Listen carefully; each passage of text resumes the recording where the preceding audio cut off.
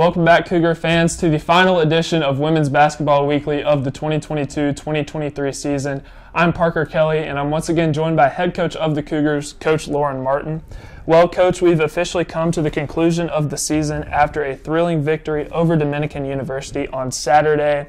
But before we get to that, let's go ahead and talk about last Wednesday night in which your team took on Lakeland University but fell short 70-57. McKaylee Hopkins had another great performance as she led the Cougars in scoring with 12 points. How would you describe McKaylee's development from the time that she stepped on campus in the fall to where she is now?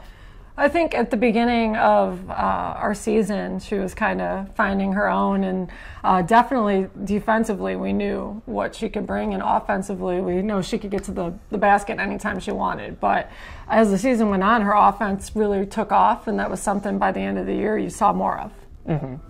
Now let's go ahead and transition to Saturday, in which your team beat Dominican University in the Division Street rivalry.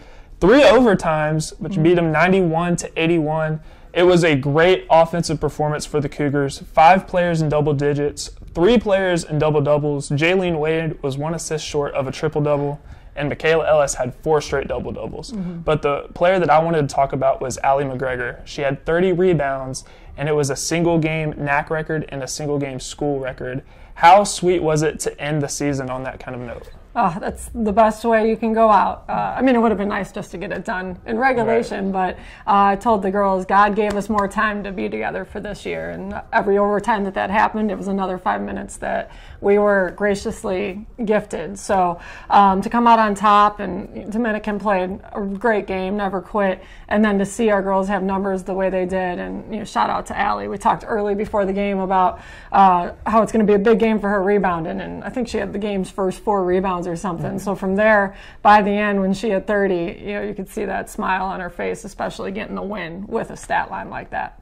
Right. And now the Cougars are officially in off-season mode. What were some things that you noticed as head coach from this season that your team can kind of build off of going into next season? We're resilient, for sure. I think we're faced with some different adversities this year that you really can't anticipate. And our strength and our growth and how we rose above, we rise by lifting others up. And I think they take that attitude towards each other and how they can be better for each other. So I think just keep building on the chemistry, and the girls know what it needs to take to be one of those top 6 teams. It's going to take hard work, discipline, intrinsic motivation, and then just having fun playing the game. So they're a great group to coach, one of my favorite all time, and I'm looking forward to what they do in the future for sure. It should be exciting to see the Cougars next season for sure.